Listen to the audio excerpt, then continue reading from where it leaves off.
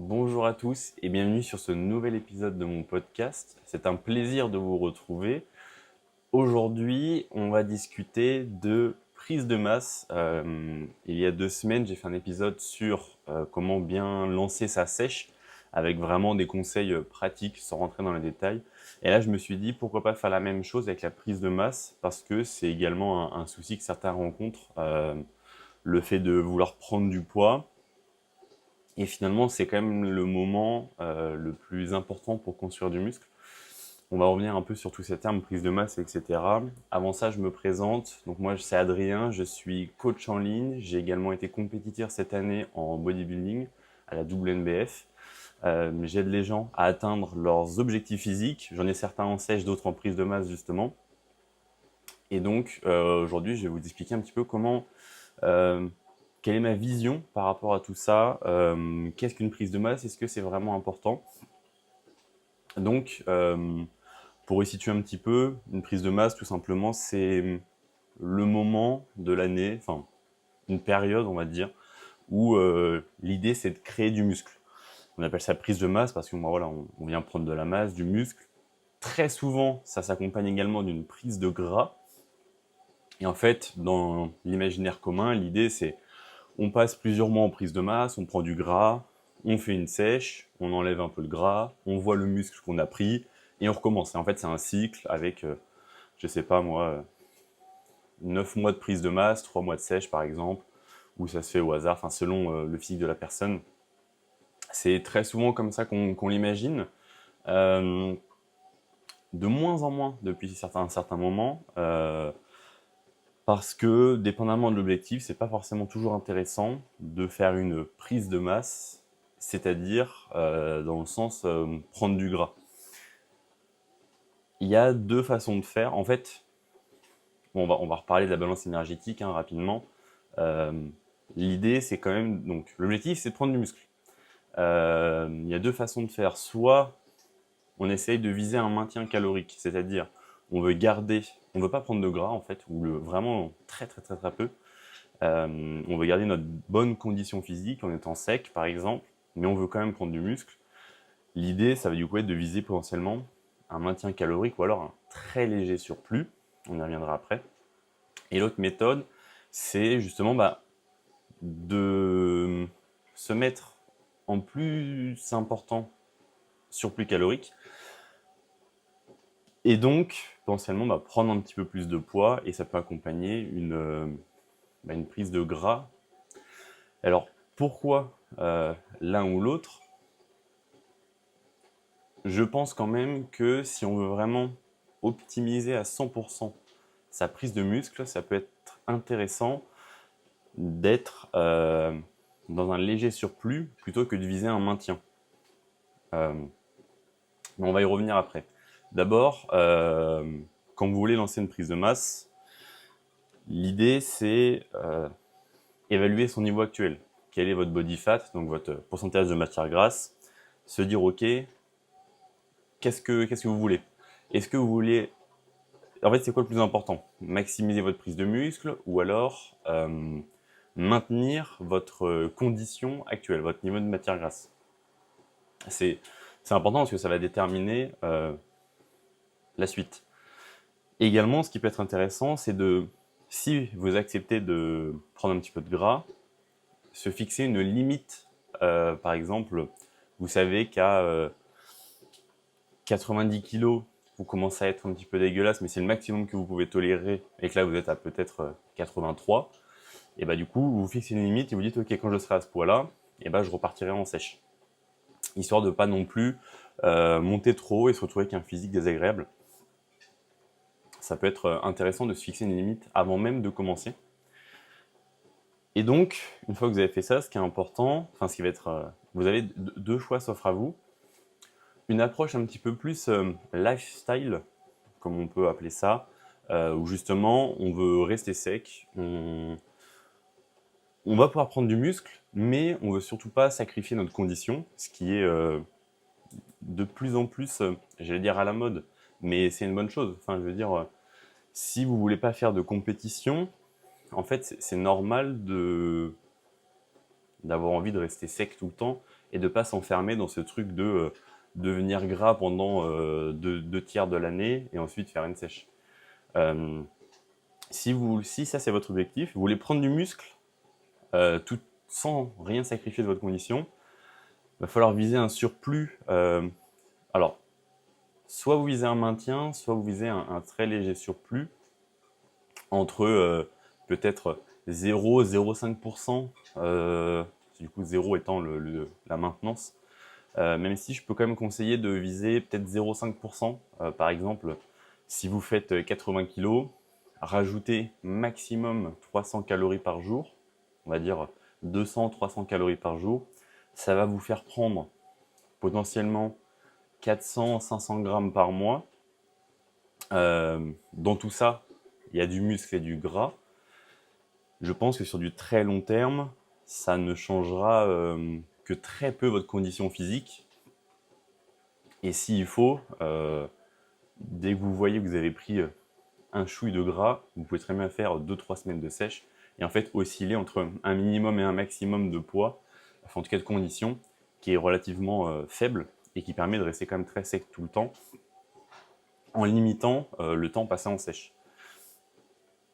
Maintenant, en fait, et bon, il y a aussi l'autre côté qui est du coup l'approche un peu plus optimisée, qui implique potentiellement un petit peu plus de prise de gras, où là on peut viser plutôt entre 1 à 2% du poids du corps par mois, même si personnellement j'ai plus tendance à viser la fourchette du milieu, voire fourchette basse.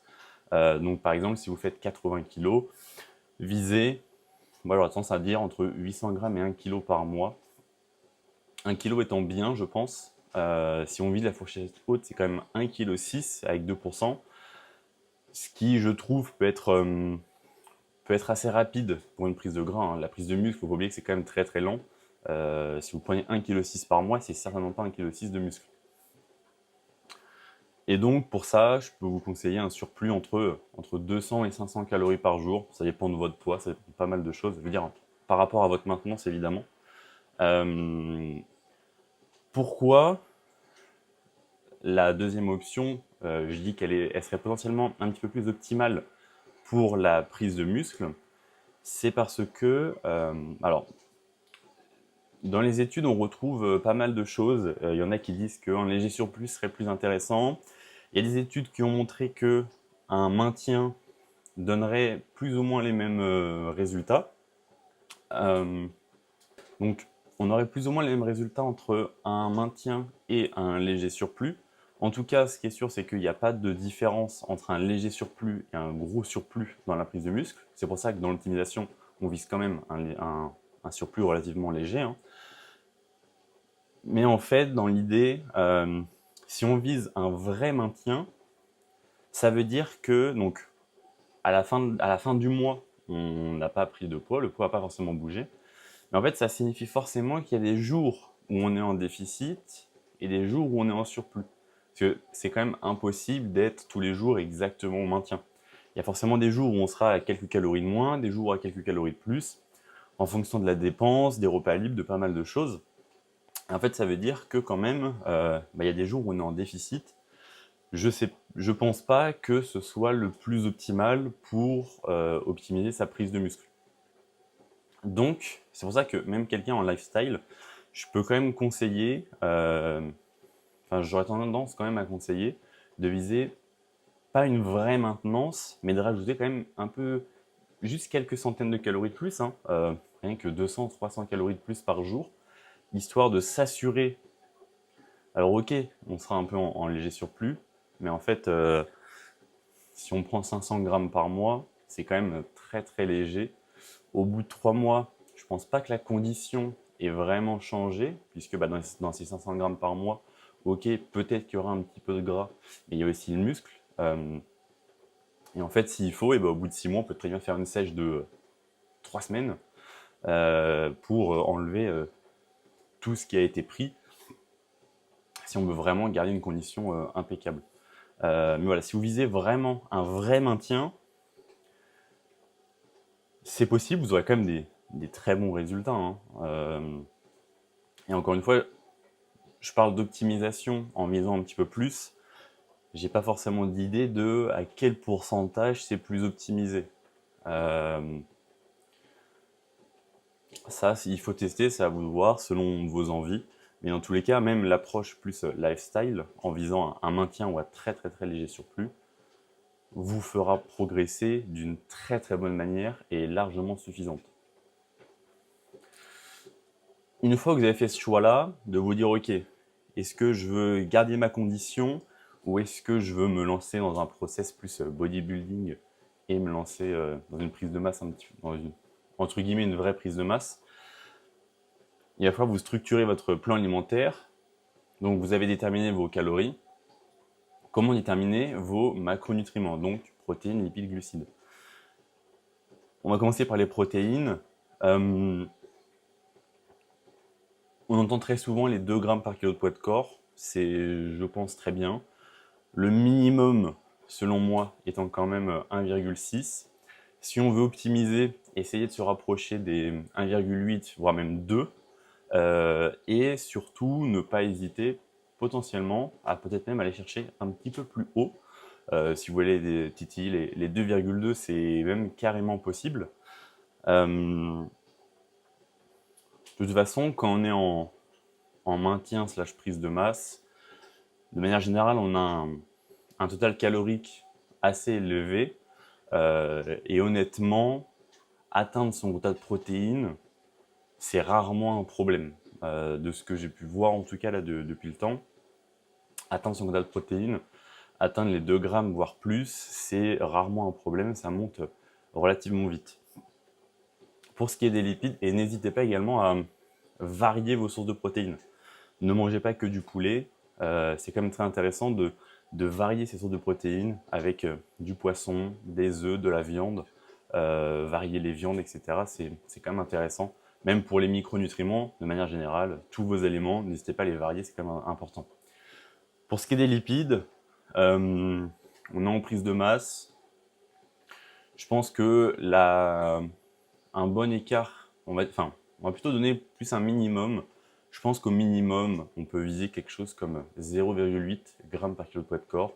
Vous pouvez monter très facilement à 1,5 en fonction de vos préférences, votre digestion. Il n'y a pas forcément de souci à monter assez haut. Encore une fois, dépendamment de la qualité des lipides que vous consommez.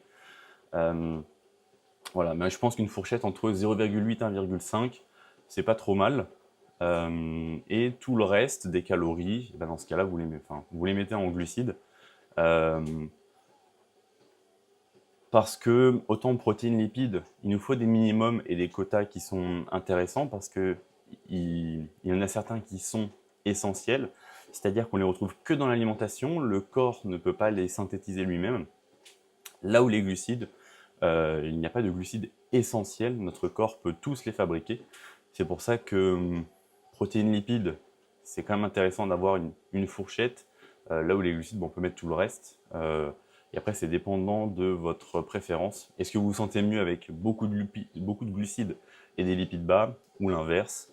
Voilà. Ça dépend de comment vous le sentez, même au niveau du choix alimentaire, parce que les lipides, c'est souvent des aliments assez bons finalement.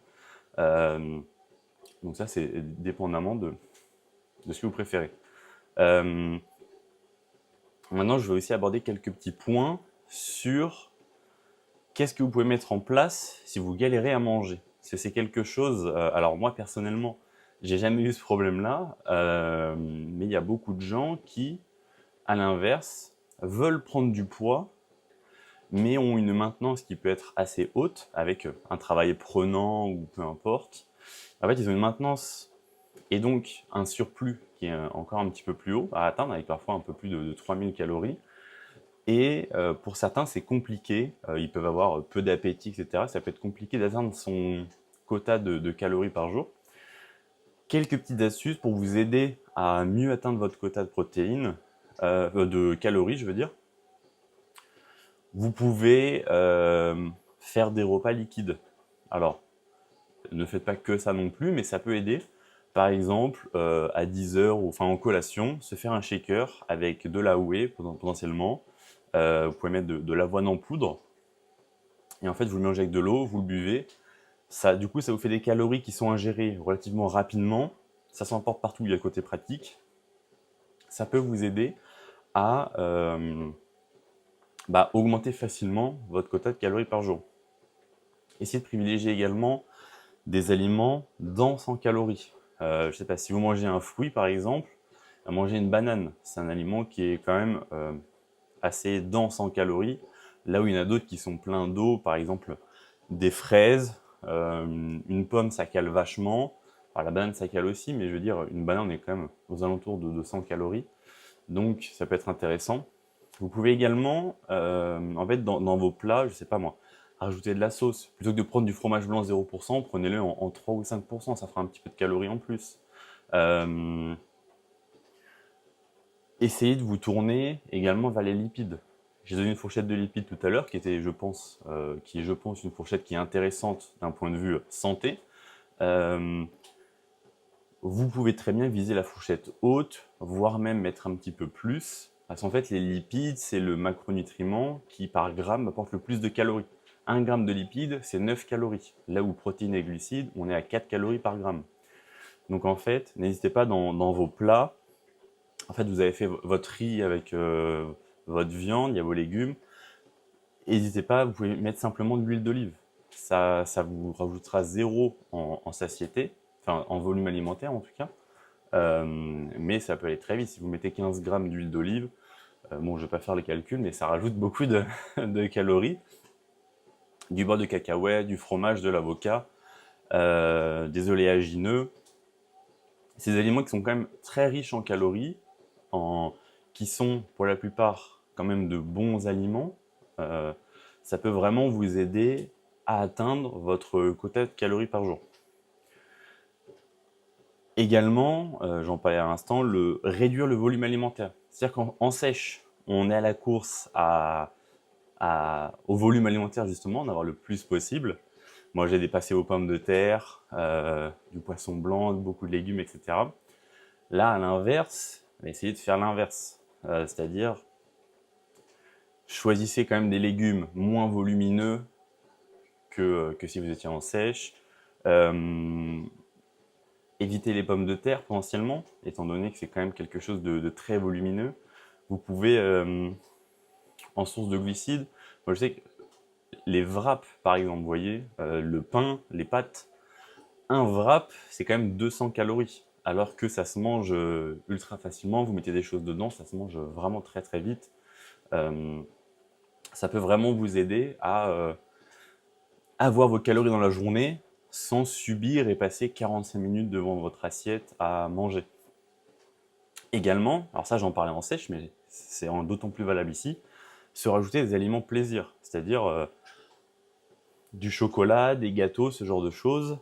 Euh, Encore une fois, dans une quantité qui reste contrôlée et pas nuisible pour votre santé.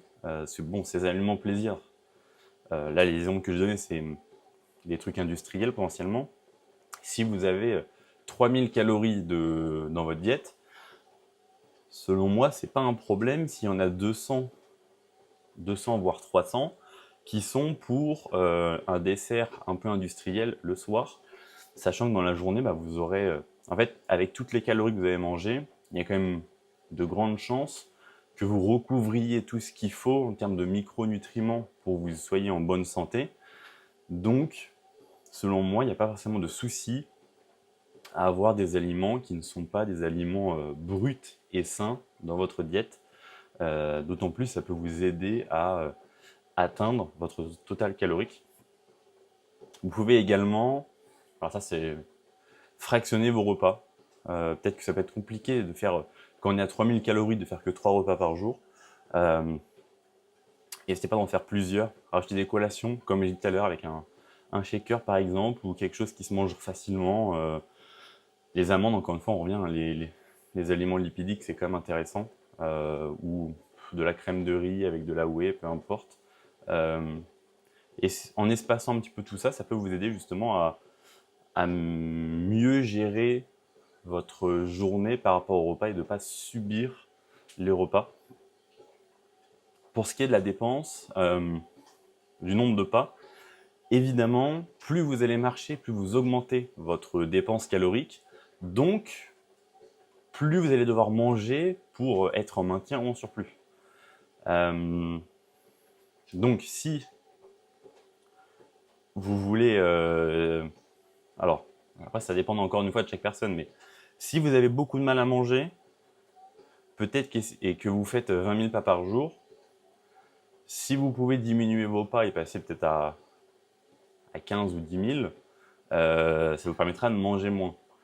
Maintenant, ça peut aussi être une strat. Il y a des gens qui, même en surplus, aiment bien manger beaucoup, augmentez vos pas.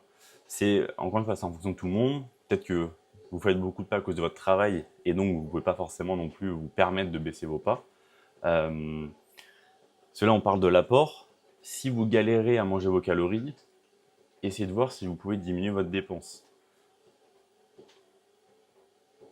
Maintenant, c'est pas une raison pour faire 2000 pas par jour. Je pense que c'est quand même intéressant de garder un minimum de pas par jour, même en prise de masse. On parle beaucoup des pas pour perdre du poids, mais même quand on n'est pas en sèche, en fait pour tout le monde, hein, même quand on ne fait pas de la musculation, avoir un minimum de pas par jour, en fait c'est bon pour la santé finalement. Moi j'aurais tendance à recommander d'être au moins à 6-7 000 pas par jour. Dans l'idéal, les 10 000 c'est quand même vraiment bien. Vous pouvez aller chercher beaucoup plus si vous le souhaitez. Moi, je sais qu'actuellement, j'essaie de taper entre les 15 et 20 000, même si parfois, hier, je crois que j'ai fini à 21 ou 22 000. Là, dans mon cas, je suis en train de perdre du poids. Mais en prise de masse, ajustez les pas en fonction du volume alimentaire que vous voulez manger, mais ne descendez pas trop, parce que c'est quand même très intéressant pour réguler la faim, pour la digestion. Il y a même des chances que finalement marcher un peu plus et donc manger un peu plus pour compenser la dépense vous permette de mieux le vivre puisque vous aurez une meilleure digestion. Donc ne baissez pas trop vos pas, essayez de rester au minimum à 7000. Dans l'idéal, viser les 10 000, c'est quand même bien. Et voilà ce que j'avais à dire par rapport à la dépense et des pas. Ce qui est important, surtout si là on parle de prise de masse et de diète, d'alimentation, en fait c'est le moment où on vient créer du muscle. Je vais y passer rapidement, mais le plus important dans tout ça, ça reste l'entraînement. Vous aurez beau avoir une diète clean et parfaite, si vous voulez prendre du muscle, tout part de l'entraînement. Le signal qui est envoyé, il n'est pas dans votre assiette, il est vraiment à la salle. Donc, c'est-à-dire avec un bon programme, un volume adapté à la récupération et en même temps un volume optimal, beaucoup d'intensité, des bons mouvements, avoir une bonne récupération. Ça reste la base pour prendre du muscle. Là, on a parlé de diète, de tout ce qui allait autour, surtout alimentation. N'oubliez pas que le plus important, c'est vraiment l'entraînement. Mais ça, je pense que j'y reviendrai dans un autre épisode ou même une vidéo sur comment optimiser sa prise de muscle, mais cette fois-ci à la salle. D'autres petits points, comment suivre tout ça, c'est quand même important de se peser régulièrement. Alors, dans l'idéal, se peser tous les jours, faire des moyennes sur la semaine, voir la tendance, comment ça évolue, parce que le poids peut énormément varier d'un jour à l'autre. Pesez-vous, si vous voulez pas vous peser tous les jours, faites-le quand même le plus possible. Évitez de le faire des lendemains de repas libres. Faites-le à des jours réguliers. Je vois par exemple, il y a des gens qui, la semaine, ont un poids qui stagne, voire qui monte, et dit que le week-end arrive, un poids qui diminue parce que moins de stress, moins de fatigue, et donc beaucoup moins de rétention d'eau. C'est vrai que c'est intéressant de se peser régulièrement. Gardez un œil sur tout ça, c'est le plus important. Comme je vous l'ai dit, en fait, au tout début, vous avez choisi si vous vouliez, la vitesse de prise de masse. Au début, c'est de la théorie. Vous avez calculé votre maintenance, vous avez rajouté quelques calories. C'est de la théorie. Maintenant, il faut voir en pratique ce que ça donne. Donc, c'est important de suivre ça, se laisser quelques semaines avant de faire des choix et ajuster en augmentant, diminuant les calories, en ajustant les macros selon votre préférence. L'idée, c'est vraiment que ce soit quelque chose qui évolue. C'est pas un truc fixe que vous choisissez au début et qui ne change pas après. S'il faut, si vous voyez que vous prenez un petit peu trop vite, vous baissez les calories. Si vous prenez pas du tout, alors vous vouliez prendre, vous montez un peu plus. Vous voyez, vous prenez du recul, vous y réfléchissez. Le mieux dans tout ça, pour prendre les bons choix, c'est évidemment d'être suivi par un coach parce que on n'a pas forcément toujours, même avec des connaissances soi-même, on n'a pas forcément toujours le recul pour prendre les bonnes décisions pour nous-mêmes. Et donc ça peut être intéressant d'avoir quelqu'un pour nous dire ok, bah là non, on est bien, on change pas encore, c'est trop tôt pour prendre une décision. Là où pour nous-mêmes, on est toujours très pressé et on peut très souvent se retrouver à faire des modifications, à se dire au bout d'une semaine, le poids n'a pas bougé, j'augmente tout de suite, alors que la semaine d'après, il aurait bougé par exemple. C'est important, ça peut être très intéressant. Donc voilà, je pense que j'ai fait un petit peu le tour de tout ce dont je voulais parler dans ce podcast.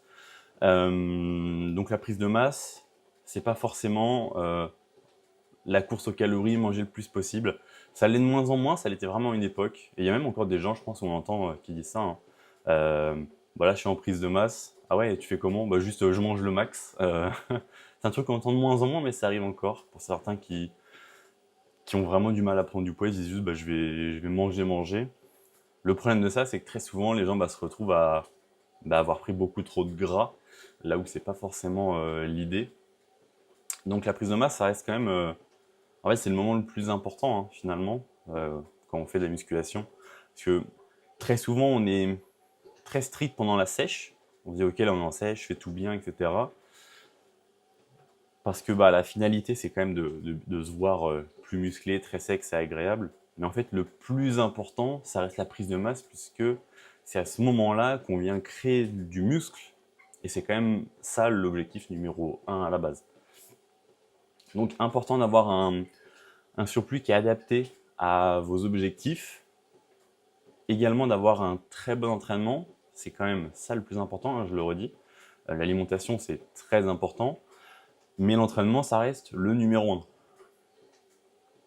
Et donc, voilà, je pense que j'ai fait un petit peu le tour de tout ce sujet-là, avec encore une fois pas mal d'idées assez générales, applicables pour vous aider potentiellement, des astuces. C'est tout pour cet épisode. Si vous êtes intéressé pour un suivi et que vous voulez mon avis sur certaines choses, que vous êtes intéressé par un coaching, n'hésitez pas à m'envoyer un message sur Instagram. Je me ferai un plaisir de vous répondre. Merci d'avoir écouté cet épisode. N'hésitez pas à mettre 5 étoiles, à liker, à vous abonner. Merci pour votre écoute et je vous dis à la prochaine pour un prochain épisode. Salut!